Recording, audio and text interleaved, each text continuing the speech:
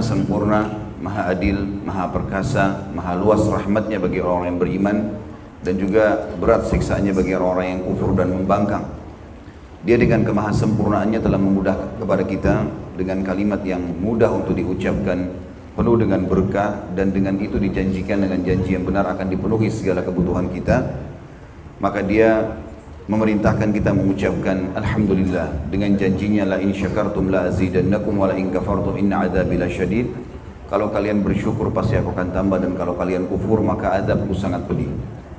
Selanjutnya kita panjatkan salam hormat kita penuh dengan cinta dan rindu kepada utusan Sang Pencipta Allah, manusia terbaik, manusia yang telah disempurnakan jalur nasabnya, fisik dan ilmunya, sebaik-baik suri tauladan, orang yang telah sukses menjadi seorang suami, menjadi seorang ayah, menjadi anak, menjadi guru, menjadi murid, karena pernah belajar dari Jibril alaihissalam. Kemudian juga menjadi seorang pakar ekonom, saudagar yang sukses, dan juga seorang politikus yang berhasil mendirikan negara Islam pertama di Madinah. Maka buah tidak akan jauh dari pohonnya, siapapun yang mengikutinya pasti akan sama dengan manusia terbaik ini. Dan mengucapkan satu kali salam hormat kepadanya dibalas oleh Allah dengan 10 kali tambahan rahmat. Dan rahmat Allah sangat luas, berisi di dalamnya adalah pengampunan dosa, peninggian derajat, dan pemenuhan segala kebutuhan. Maka sangat wajar setelah memuji Allah Alhamdulillah, kita juga memanjatkan salawat dan taslim kepada Nabi besar Muhammad sallallahu alaihi wasallam. Pertama sekali saya secara pribadi memberikan dukungan kepada siapapun di antara muslimin tanpa melihat kalangannya untuk selalu menuntut ilmu. Karena ilmu ini memang saudaraku seiman, ilmu agama ini kewajiban, bukan pilihan. Kalau ilmu umum itu masih pilihan, tapi ilmu agama kewajiban. Dengan ilmu agama ini, apapun yang kita butuhkan, maka akan terkontrol. Kata para ulama, ilmu agama ini lebih dibutuhkan bagi seorang muslim daripada makanan pada saat dia sedang lapar, minuman pada saat dia sedang haus, bahkan tempat tidur pada saat dia sedang capek. Karena dengan ilmu agama, dia sebelum makan, sebelum minum, sebelum tidur, sebelum mencari pendapatan, sebelum bergaul, sebelum apa saja, maka agama akan menjadi pengawas bagi dia. Ini boleh atau tidak boleh. Maka tentu dia lebih butuhkan daripada semua apa yang sudah disebutkan tadi. Dan Nabi SAW sangat gembira dengan para muslimin yang datang belajar, sambil beliau mengatakan marhaban bi talabatil ilm, selamat datang kepada para penuntut ilmu. Cuma mungkin ada beberapa retorika, mungkin setiap dai, setiap ustaz, kalau kita kiai mungkin di Indonesia, mereka punya retorika yang berbeda dalam menyampaikan, dan itu mudah-mudahan semuanya selama ikhlas karena Allah akan sampai ke hati-hati umat. Hanya saya pribadi pada saat memang sempat diminta untuk mengisi materi tematik, sementara kita setiap bulannya memang ada materi bedah kitab, dan ini ciri khas saya dalam mengisi pengajian. Kita membedah kitab dengan tujuan agar umat ini dibiasakan kembali ke buku, karena membaca buku itu sangat besar manfaatnya, sangat besar manfaatnya. Buku yang sedang dibagikan tadi kepada Bapak Ibu sekalian itu hanya harga makan siang atau bahkan kurang dari makan siang, Rp150.000 dengan 1000 lembar. Isi buku ini berisikan seperti kamus Islam. Saya selalu anjurkan agar umat Islam semuanya tidak terkecuali beli buku ini. Rp150.000 dengan hampir 1000 lembar, berisikan 5 bab lengkap semuanya, masalah akidah, ada masalah adab, ada bab masalah akhlak, ada bab masalah fikih ibadah, dan ada fikih muamalah. Apa saja subhanallah yang dibutuhkan, tinggal buka daftar isi buku ini, kita akan temukan apa yang kita inginkan. Oleh karena itu saya membedahnya gitu ya. Dari satu sisi kita juga akan lebih sistematis, karena bukan hanya sekedar ngomong, oh ternyata di buku ini jelas rujukannya, ayatnya, surahnya dijelaskan di surah mana, hadisnya dijelaskan juga rujukannya. Maka kurang lebih seperti itulah alasan bagi teman-teman pun yang mungkin baru ikut pada hari ini di taklim yang rutin sebulan sekali, walaupun tidak tetap di satu tempat misalnya, pindah-pindah pun, maka tetap saya akan membedah lanjutan buku ya. Dan khusus masalah buku Minhajul Muslim ditulis oleh Syekh Abu Bakar Jazair rahimahullah, salah satu ulama yang mengajar tidak kurang dari 30 atau 40 tahun di Masjid Nabawi, dan baru saja meninggal dunia. Dan buku beliau sangat banyak, diantaranya buku ini. Kalau saya membahasakannya seperti kamus Islam ya. Dan dalam buku ini kita masih membahas bab akidah, dan sudah panjang lebar di awal-awal membahas tentang 4 pasal khusus masalah iman kepada Allah. Bagaimana kita beriman kepada Allah sementara Allah tidak terlihat oleh mata kita? Apa bukti-buktinya? Mana dalil-dalil secara syar'i, mana dalil-dalil secara akal. Dan kelebihan buku yang ditulis oleh Syekh Abu Bakar Jazair rahimahullah, setiap kali beliau menyampaikan satu argumentasi atau bab tertentu, pasti ada dalil secara nakli, wahyu. Allah berfirman dalam Al-Quran surah ini, ayat ini, Rasulullah SAW bersabda, dan dalil akli, secara akal. Sehingga kita bisa dibuat yakin, oh ternyata memang benar ada. Juga teman-teman sekalian, kita sudah membahas kurang lebih 9 pasal. Setelah 4 beriman kepada Allah, ada beriman kepada malaikat-malaikat, ada beriman kepada kitab-kitab, beriman pada rasul-rasul, dan terakhir kemarin kita sudah membahas tentang bagaimana kita beriman dan membenarkan risalah Nabi Muhammad SAW berikut mujizat-mujizat beliau. Terlalu banyak mujizat Nabi Muhammad SAW, saya reviewkan sedikit karena kita akan masuk pada pagi ini insyaAllah pasal ke-10 tentang beriman pada hari kiamat. Tapi yang jelas teman-teman sekalian, beriman kepada risalah Nabi Muhammad SAW ini dikuatkan dengan 2 jenis mukjizat. Ada mukjizat itu sesuatu yang diberikan kepada Nabi untuk membenarkan dakwanya di tengah-tengah manusia. Dan itu selalu di luar kapasitas manusia normal. Makanya mukjizat dikatakan oleh para ulama, definisinya adalah syai'un khariqun anil ada. Sesuatu yang di luar kemampuan manusia. Dan selalu Allah Subhanahu wa ta'ala mengutus para nabi-nabi dan rasul membawa mukjizat sesuai dengan keadaan kaumnya. Di zaman Nabi Musa alaihissalam, Fir'aun itu suka sekali dengan sihir, dan penyihir itu seperti jadi Tuhan mereka. Maka Allah Subhanahu wa ta'ala datangkan mukjizat Nabi Musa alaihissalam mirip dengan sihir tapi bukan sihir. Waktu para penyihir Nabi Musa alaihissalam melempar tali-tali mereka berubah menjadi ular-ular, dan ini takhayyul saja. Allah mengatakan yukhayyal min sihrihim annaha tas'a. Mereka mengkhayalkan manusia seakan-akan tali itu berubah jadi ular, dan itu ciri khasnya sihir. Kalau ada orang menyihir dengan melempar sebuah benda lalu berubah wujudnya menjadi benda yang lain, itu berarti ya bukan dia seperti itunya, tapi memang cuma sekedar mengelabui mata orang. Tapi mukjizat datang mirip dengan itu, cuman dia memang hakikatnya benar. Dilemparlah tongkat Nabi Musa alaihissalam berubah jadi ular besar. Perbedaannya ular-ular penyihir cuma bisa bergerak-gerak menakut-nakuti orang. Kalau tongkat Nabi Musa alaihissalam berubah jadi ular besar, jalan dan memakan ular-ular mereka, sehingga semuanya pada tunduk. Di zaman Nabi Isa alaihissalam terkenal sekali masyarakat waktu itu suka sekali dengan ilmu kedokteran. Maka Allah datangkan Isa lahir alaihissalam tanpa suami, tanpa ayah. Dia ada sperma. Dan kita sudah paham sekarang secara ilmiah pun tidak ada manusia tanpa sperma. Sel telur tidak akan ada buahnya, tidak bisa berbuat tanpa sperma, dan inti sel manusia ada di situ. Ya. Maka Isa alaihissalam Allah datangkan tanpa sperma. Allah jelaskan dalam Al-Quran sebagai bentuk mukjizat yang besar. Gitu.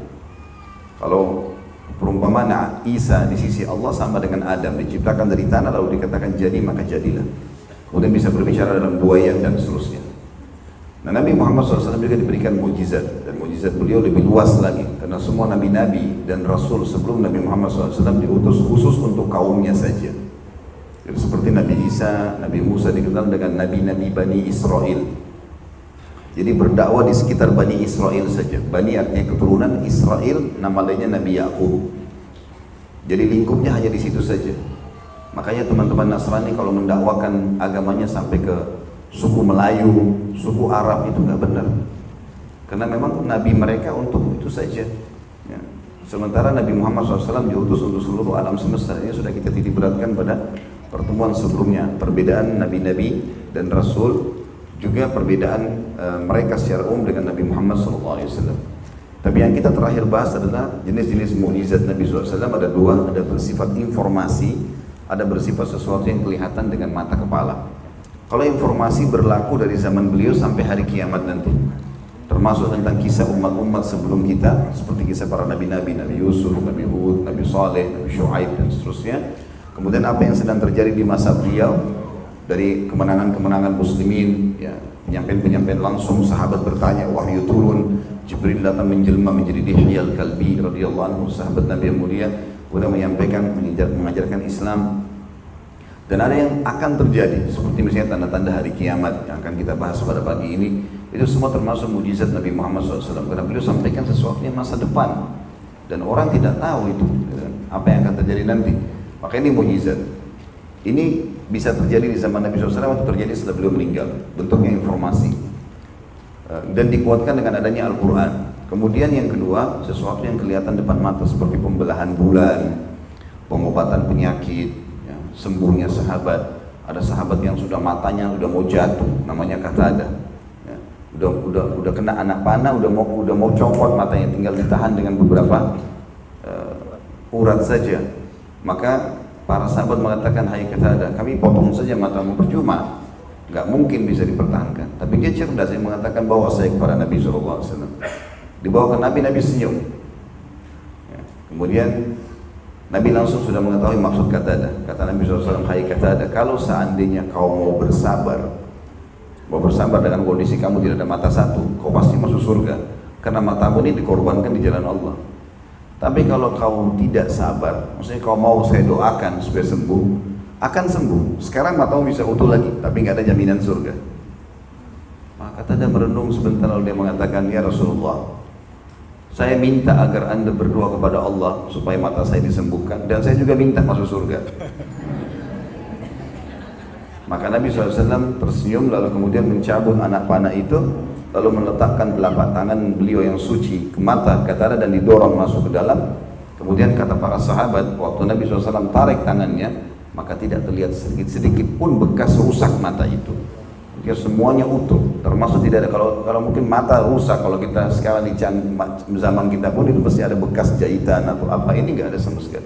Qatadah pun mengatakan radhiyallahu anhu, pada saat Nabi SAW menarik telapak tangannya, maka saya tidak bisa membedakan mana mata saya tadi yang rusak dan mana yang bagus, kiri kanan dua-duanya sama.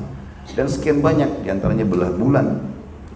Yang Nabi SAW lagi tawaf, lalu orang-orang Quraisy mengatakan, hai Muhammad, kau mau kami beriman padamu? Kata Nabi SAW, iya, tentu saja.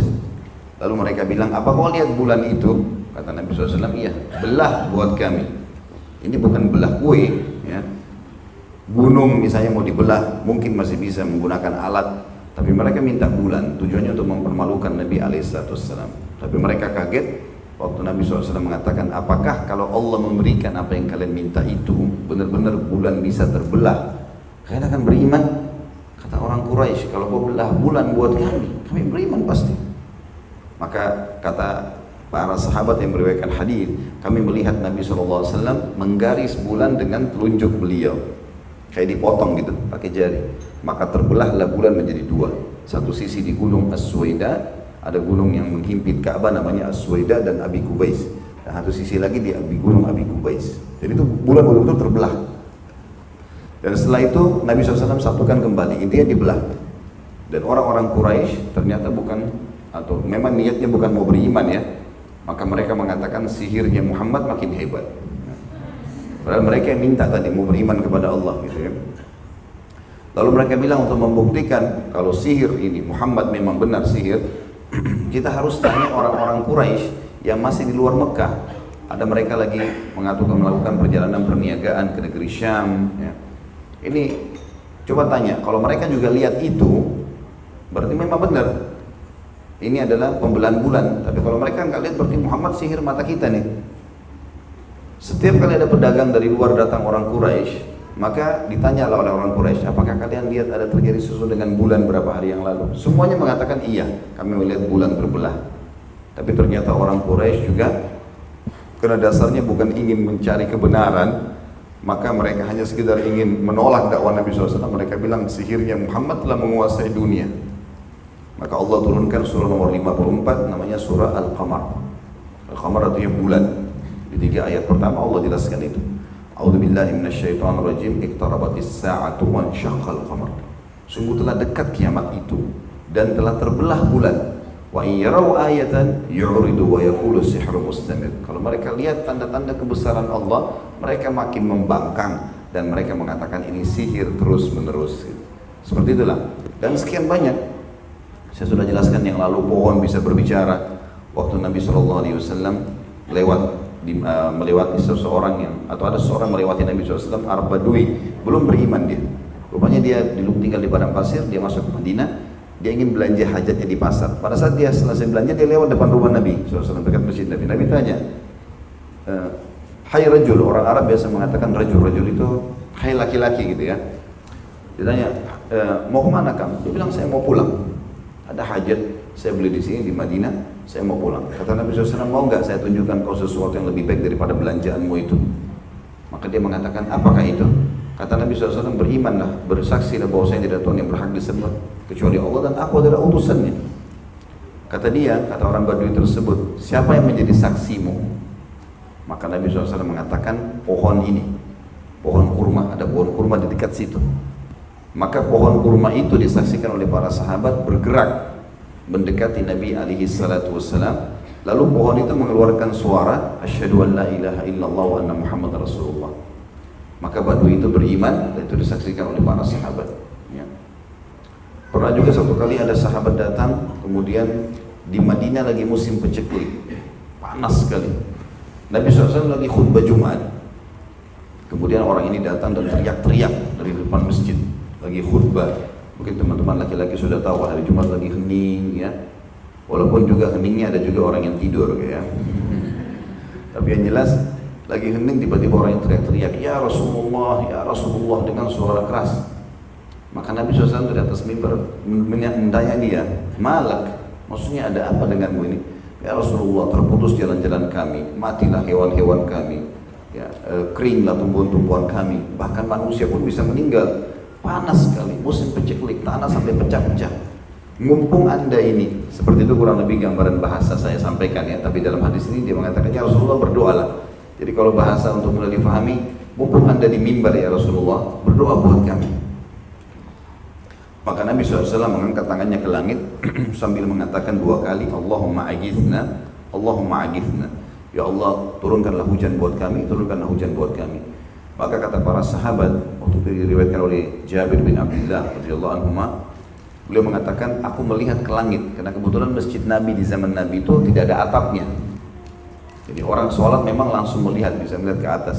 Dia bilang, aku mengangkat kepalaku ke langit, aku temukan langit seperti kaca, nggak ada awan. Kalau hujan pasti ada awan, gitu kan? Ini nggak ada awan, tapi tiba-tiba setelah Nabi SAW berdoa, awan berkumpul di atas kota Madinah dan menjadi gelap, lalu turunlah hujan dengan sangat derasnya. Dan kami tidak pernah melihat matahari selama 7 hari. Hujan terus, gitu kan? Sampai Jumat depan orang yang sama datang lagi. Kemudian dia teriak-teriak lagi, ya Rasulullah, ya Rasulullah. Nabi SAW mengatakan, kenapa? Dia bilang, terputuslah jalan-jalan kami, hewan-hewan kami binasa. Kami juga bisa binasa karena banjir. Kalau minggu lalu panas, ini karena hujan non-stop. Mintalah kepada Allah agar diberhentikan hujan ini. Maka disaksikan oleh seluruh penduduk Madinah pada saat itu. Nabi SAW menunjuk awan-awan itu, setiap yang ditunjuk bubar, artinya pindah, gak ada awannya. Jadi cuma seperti mainan gitu kan, tapi ini mukjizat. Akhirnya berhentilah semua hujan tersebut. Dan sekian banyak contoh-contoh mukjizat yang ini sebagian kecil.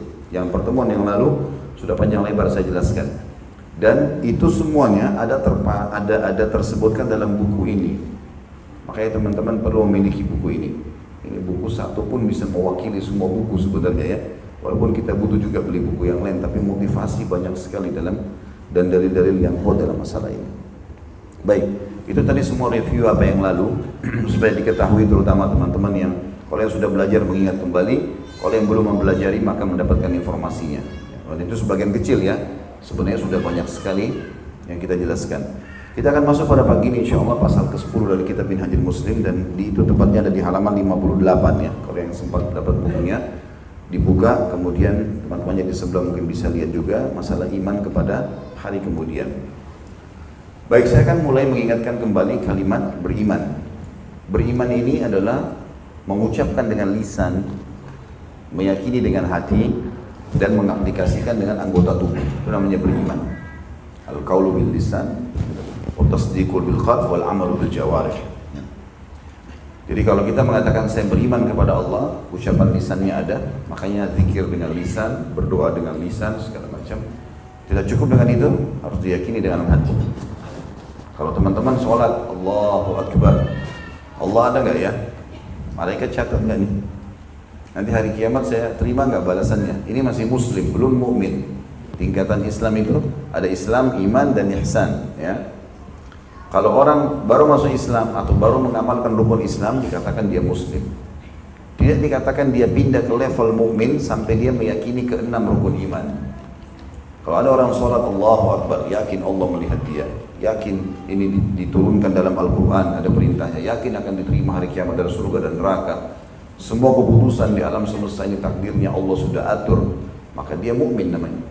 Makanya pernah ada orang Arab Badui, dia masuk ke Masjid Nabi SAW syahadat. Begitu ada syahadat, dia dengar sebagian ajaran Islam, dia keluar dengan gembira, dia mengatakan amanna, kami sudah beriman. Allah turunkan firman-Nya langsung pada saat itu, qul lan tu'minu walakin qulu aslamna. Katakan kalian belum beriman, tapi kalian sudah berislam. Setiap mukmin pasti muslim, tidak semua muslim itu mukmin. Maka ini harus difahami masalah mukminnya. Tentu ada tingkat lebih tinggi lagi namanya muhsin atau ihsan. Waktu Jibril bertanya, ya Rasulullah, wahai Muhammad, beritahukan kepada aku apa itu ihsan. Kata Nabi SAW, engkau menyembah Allah seakan-akan engkau melihatnya. Dan kalau kau tidak melihatnya, yakinlah dia melihatmu. Kalau sudah sampai pada tingkat teman-teman kita sendiri atau rame-rame, yakin Allah sedang mengawasi kita sehingga kita berhati-hati, namanya tingkat level tertinggi muhsin. Semua muhsin pasti mukmin dan muslim, tapi tidak semuanya mukmin atau muslim itu muhsin, karena ini tingkat tertinggi. Seperti itu kurang lebih gambarannya. Nah, beriman kepada hari kiamat adalah salah satu level tertinggi dalam keimanan itu. Dan paketnya beriman kepada hari kiamat ini, beriman tentang prosesi kematian yang akan terjadi, bagaimana manusia bertemu dengan malaikat pertama kali pada saat itu, kemudian orang beriman ruhnya akan keluar lebih mudah daripada air dari mulut kendi, nanti saya jelaskan riwayatnya. Kemudian juga kalau orang kafir maka lebih sulit keluar atau tidak akan keluar, ruhnya berantakan di tubuhnya dan dipaksa oleh malaikat untuk dikeluarkan. Sekian banyak dalil menjelaskan masalah itu nanti. Kemudian masuknya di kuburan, dikenal dengan alam barzah. Kalau kita hanya melihat kuburan itu batu nisan dan tanah, maka bagi jenazah berbeda. Ada dalilnya juga berhubungan dengan masalah itu. Kemudian nanti setelah itu ada hari kebangkitan, makanya namanya hari kiamat, ya. Kiamat itu berarti hari yang akan dibangkitkan, hari pembalasan, ya, hari hisab dan seterusnya. Kemudian setelah itu ada surga dan neraka. Dan dalam syariat kita, surga itu dirincikan dari tanahnya, tanamannya, bidadarinya, bidadarahnya, istanahnya, pakaian, buah-buahan, segala macam terinci. Seperti kita lihat depan mata. Asal dibaca itu pasti paham. Begitu juga dengan neraka. Jadi jenis siksaan yang paling kecil sampai yang paling besar juga sudah dirincikan. Ini paket semuanya beriman kepada hari kiamat. Ini beriman. Jadi kalau tidak kita yakini ini, maka berarti belum mukmin, gitu kan? Seperti itulah. Dikatakan beriman kepada hari kemudian, makna hari kemudian berarti hari yang akan datang. Ada satu sistem teman-teman namanya sunnatullah, istilahnya sunnatullah ya, sistem yang Allah buat itu memang berpasang-pasangan, ada laki-laki dan perempuan, ada pagi dan malam, ada lapar dan kenyang, ya, ada muda dan tua, ada sakit dan sehat, ini semua pasang-pasangan. Sama juga ada hidup, ada mati, ada dunia, ada akhirat, ada surga, ada neraka. Ini satu paket, nggak bisa dipisah.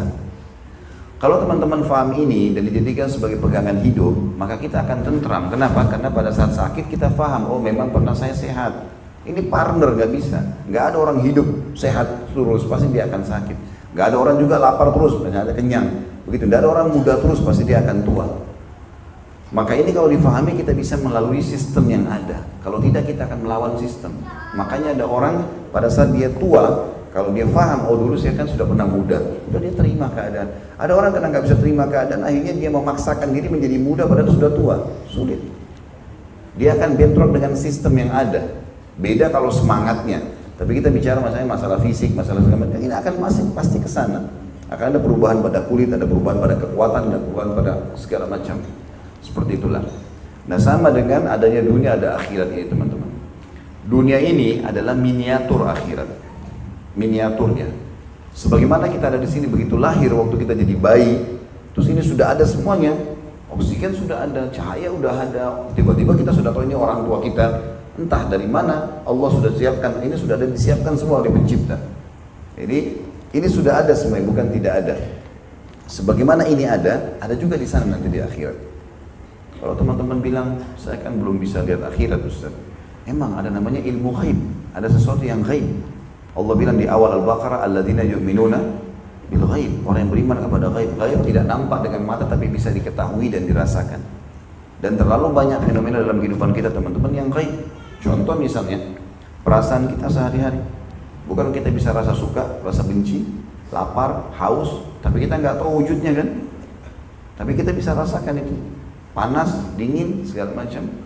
Maka berarti ada memang, gaib itu ada. Ya, sesuatu itu gaib, gaib berarti mata kita nggak bisa melihatnya. Tapi ada, bisa dirasakan. Nah, akhirat ini sesuatu yang gaib. Dan Allah menguji di awal Al-Baqarah, dan orang-orang yang beriman pada hal yang gaib. Semua dijanjikan oleh Allah Subhanahu wa ta'ala. Nah, semua nikmat, teman-teman coba bayangkan nikmat apa yang paling Anda sukai selama di dunia. Misal makanan favorit, apalah pakaian yang disukai, kendaraan, rumah, semua nikmat itu, artinya kenikmatan yang kita rasakan, ini miniaturnya akhirat. Sebagaimana di sini ada, di sana ada, cuma di sana sifatnya abadi. Begitu juga dengan semua jenis gangguan penyakit, mungkin kita pernah kena beling, kena duri, kena silet, apalah gangguan orang, sesuatu yang tidak nyaman, maka ini miniaturnya siksaan di akhirat nanti. Dan Allah Subhanahu wa ta'ala mengekalkan dalam Al-Quran, selalu mengingatkan kita sebagai seorang muslim boleh mencari prestasi dunia ini, boleh, bahkan ditekankan dalam Islam. Islam tidak pernah menyuruh kita makan roti kering, pakai baju yang kusut dan kotor, gitu kan. Kemudian kita menjadi kumuh, menjadi orang yang susah, mengemis sama orang. Beda sekali, dalam Islam tidak ada itu. Nabi SAW memiliki 9 rumah di Madinah. Setiap rumah itu dari istri beliau ada pembantunya. Dan setiap rumah ada untanya. Unta itu kayak mobil-mobil mewah sekarang. Nabi SAW disebutkan dalam riwayat makan paha kambing, bukan makan roti kering, gitu kan. Jadi kadang-kadang orang salah faham, dianggap orang kalau dekat dengan agama maka menjauh dari dunia. Enggak. Allah bilang dalam surah Al-Qasas, surah nomor 28 ayat 77, A'udzu billahi minasyaitonir rajim wabtaghi fima ataqallahu daral akhirah wa la tansa nasibaka minad dunya. Kejar apa yang Allah janjikan untukmu di akhirat kelak dan jangan lupakan bagianmu dari dunia. Nabi SAW menggunakan baju yang terbaik sampai tidak pernah ada riwayat Nabi pakai baju robek, baju tua, tidak pernah ada riwayat. Tapi yang ada seperti Ka'ab bin Malik berkata radhiyallahu anhu, saya pernah mampir di depan rumah Nabi SAW. Kemudian saya sedang melihat bulan purnama yang sangat indah. Ya, biasanya di pertengahan bulan ya, tanggal 13, 14, 15 ini bulan lagi sangat terang dan besar, indah kelihatan. Karena indahnya aku tidak mau mengalihkan pandangan mataku, tapi kebetulan aku sedang melihat bulan itu di depan rumah Nabi SAW. Kemudian tidak lama Nabi SAW membuka pintunya dan beliau baru habis mandi, menyisir rambutnya dengan rapi ke belakang, lalu beliau menggunakan jubah berwarna merah yang bergaris hitam. Maka aku melihat ke arah Nabi SAW, aku melihat beliau lebih indah daripada bulan itu. Nabi SAW bersih, rapi, segala macam. Tidak ada pernah ajaran yang bertolak belakang dengan ini misalnya. Jadi seorang muslim boleh itu. Tidak ada batasan harta dalam Islam. Silakan, mau jadi seorang miliarder, mau punya uang sekian banyak, silakan. Ada konsepnya, halal. Ya. Halal silakan. Mau makan, mau apa saja silakan. Ya. Tapi Islam memberikan sebuah kaidah penting, halalnya Allah bolehkan. Seperti itulah kurang lebih. Jadi kita disuruh mengejar dunia, tapi jangan lupa bagian dari akhirat. Kalau lagi aktivitas, lagi meeting, waktu sholat berhenti, sholat dulu. Dahulukan akhirat, kembali lagi habis itu, gitu kan? Seperti itulah. Kalau kita lagi mau makan, ternyata ada juga orang miskin, kita berbagi sama dia. Tujuannya semua masalah akhirat. Abdullah bin Mubarak rahimahullah pernah memiliki banyak barang yang dia ingin sedekahkan. Kalau dia sedekahkan, waktu orang-orang datang, murid-muridnya pada lihat semua, disedekahkan sampai habis. Lalu dia senyum. Murid-muridnya tanya, kenapa anda senyum? Dia bilang, orang-orang ini ditunjuk orang-orang yang membawa sedekahnya. Orang-orang ini membawa amal-amalku, ketimbangan amalku tanpa diupah. Secara zahir, mereka ambil duit, beli makanan, beli baju, iya. Tapi secara hakikatnya sebenarnya, enggak. Itu sedang dibawa ketimbangan amal, kita akan terima utuh. Seorang salafus saleh pernah punya teman-teman banyak, kemudian sama-sama sukses, berhasil dalam dagang, tapi dia tidak punya tabungan banyak sebagaimana teman-temannya. Terus dia sibuk, setiap bulan atau setiap hari dapat keuntungan pasti dibagi ke tiga modal usahanya, keluarganya, dan disedekahkan. Jadi besar sekali disedekahkan, sepertiga dibagi semuanya. Maka pada saat itu teman-temannya bilang, kamu ini gak merasa rugi ya? Toh kamu gak punya tabungan banyak seperti kami sudah punya emas, punya ini, punya segala macam. Kamu gak sayang sama hartamu? Dia balik mengatakan, dia bilang, sebenarnya kalian yang tidak sayang dengan harta kalian. Kalau saya sangat sayang dengan harta saya. saking sayangnya saya bawa harta saya ke sana, maksudnya ke akhirat. Kalau kalian nabung di sini, meninggal jadi warisan, gitu kan? Maka begitu mereka memahami ada kehidupan, ada akhirat, ada dunia, ada akhirat. Dan Allah memarnerkan kedua ini. Tapi Allah selalu bilang akhirat lebih baik, akhirat lebih baik. Allah mengatakan a'udzubillahi minasyaitonirrajim, bal tu'thiruna al-hayatad dunya wal akhiratu. Ada kalimat di sini dua, khairun wa abqa. Kalian sibuk dengan dunia kalian, tapi kalian lupa ada akhirat yang lebih khair, lebih baik, dan abqa, lebih kekal. Jadi semua nikmat yang kau rasakan di dunia itu cuma miniatur kecil dibandingkan dengan akhirat. Begitu juga dengan siksa yang ada itu akan lebih berat nanti di akhirat. Juga Allah mengatakan walal akhiratu khairun laka minal ula. Akhirat itu lebih baik untukmu daripada kehidupan pertamamu di dunia. Jadi ada di sana, ada Allah siapkan. Seorang muslim itu menganggap kematian sebuah kebahagiaan. Kalau antum sudah faham, anda sudah faham bahwa ini, maka akan rindu dengan akhirat karena tahu bahwasanya di sana ada kehidupan abadi. Seperti kita lagi punya rumah sekarang, kita mau pindah ke rumah yang lebih bagus. Sekarang kita lagi ngisi-ngisiin tuh rumahnya, gitu kan? Begitu rumah itu sudah siap, kita tinggal pindah aja. Toh ini rumah 10 kali lipat lebih besar daripada ini. Maka ini dunia, ini akhirat. Kalau orang faham ini, dia akan mudah untuk pindah. Kematian adalah awal segalanya bagi seorang muslim, dan dia akan menjadi akhir segalanya bagi orang kafir.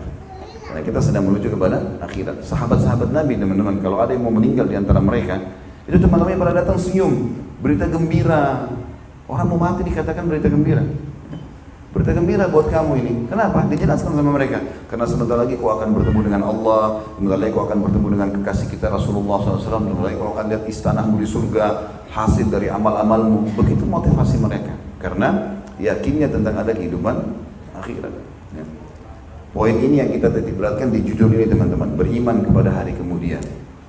Orang kalau beriman tentang adanya hari kiamat, maka semuanya jadi mudah buat dia. Kalau ada nikmat yang didapatkan, oh di sana lebih besar. Tidak perlu dia sombong. Kalau ada cobaan, oh di sana lebih berat, di akhirat lebih berat. Ada orang yang ganggu pun, oh di akhirat saya akan ambil. Di dunia ada orang utang nggak bayar, ada orang buat masalah, tagih nggak mau, akhirat pasti diambil. Mahkamahnya Allah adil, tidak ada sesuatu yang luput. Ya, kata Nabi SAW, di akhirat ada satu buku yang tidak akan pernah Allah biarkan sampai pemiliknya menghalalkannya, yaitu permasalahan antara hamba dengan hamba yang lain. Dan Allah akan mengadili semuanya sampai seekor domba, kenapa dia tanduk lawak temannya domba yang lain. Allah bangkitkan kembali. Tidak ada sesuatu yang luput. Orang beriman tentang akhirat, teman-teman, oh orang ini zalim sama saya, senyum saja, berarti ini ada aset yang kita simpan, seperti investasi sebenarnya, gitu kan. Bahkan dalam sebuah hadis dikatakan kalau seseorang mengutangkan orang lain, maka selama belum jatuh tempo, misal dia utang 1 Januari, dia mau bayar akhir Januari. Selama ini, kalau dalam masa tenggang atau dalam masa menunggu ini, itu seperti bersedekah sejumlah itu. Misalnya kita utangin 10 juta, jadi setiap hari kita 10 juta kita sedekah. Jadi cuma investasinya 10 juta, pahalanya 300 juta. Karena kalau 30 hari kali 30, gitu kan. Kata para ulama, andai saja tidak ada orang yang utang dari dia, mungkin dia tidak akan keluarkan sedekah sebanyak itu. Tapi Allah kasih. Dan kalau tiba jatuh tempohnya, misalnya di akhir bulan, masuk Februari, dia nggak bisa bayar orang itu. Dikasih lagi tenggang waktu sebulan. Bulan kedua, jasa yang kita kasih tadi, ya udah, nggak apa-apa deh kamu 1 bulan lagi. Bulan kedua itu seperti setiap hari bersedekah double dari uang itu. Jadi seperti 20 juta dia keluarkan per hari. Kalau kita ambil rata, teman-teman, bulan pertama itu 30 hari, bulan kedua 30 hari, berarti di bulan pertama kalau kita utangkan orang 10 juta, itu sama dengan kita dapat 300 juta kan nilainya. Kalau bulan keduanya sama dengan 600 juta karena double tiap hari, berarti 10 juta investasi dalam 2 bulan 900 juta nilainya. Nggak bakal dapat keuntungan begitu kalau dengan manusia. Tapi memang perlu kita fahami hukum syariatnya. Orang yang beriman pada akhirat sudah faham semua masalah itu. Kenapa sahabat-sahabat Nabi, teman-teman, pada saat dikumandangkan jihad, mereka semangat sekali mau perang.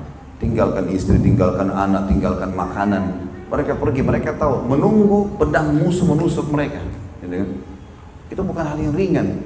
Dan ini, teman-teman, tidak mungkin terjadi pada jiwa kita kalau kita tidak memulai berkorban dengan hal-hal yang kecil. Ya, nggak mungkin.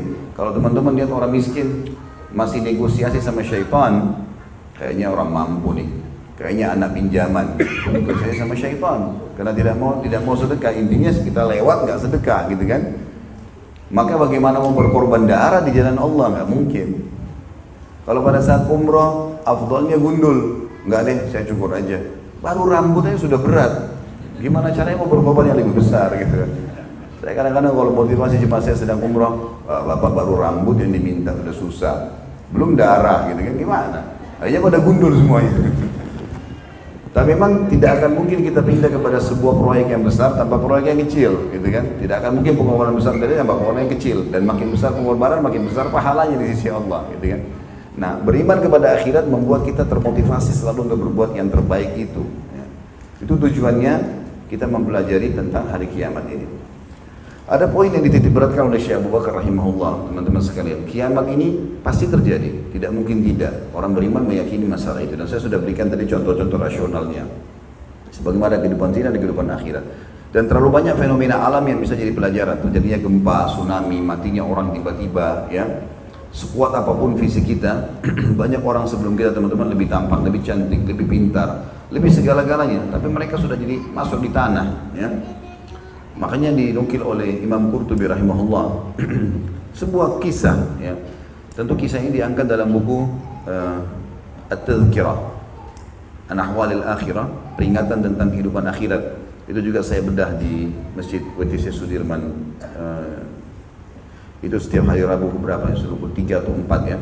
Tapi jelas buku itu diantaranya kisah di dalamnya diangkat. Dikatakan dalam dulu ada dua orang yang lagi bertengkar, ribut memperebutkan satu bidang tanah. Kemudian ada orang ketiga lewat. Kemudian orang ketiga ini orang beriman kepada Allah. Lalu orang ketiga ini mengatakan, semoga saja Allah membuat tanah itu bisa berbicara, karena orang itu sudah mau bunuh-bunuhan nih, gara-gara merebutin sebidang tanah, gitu kan.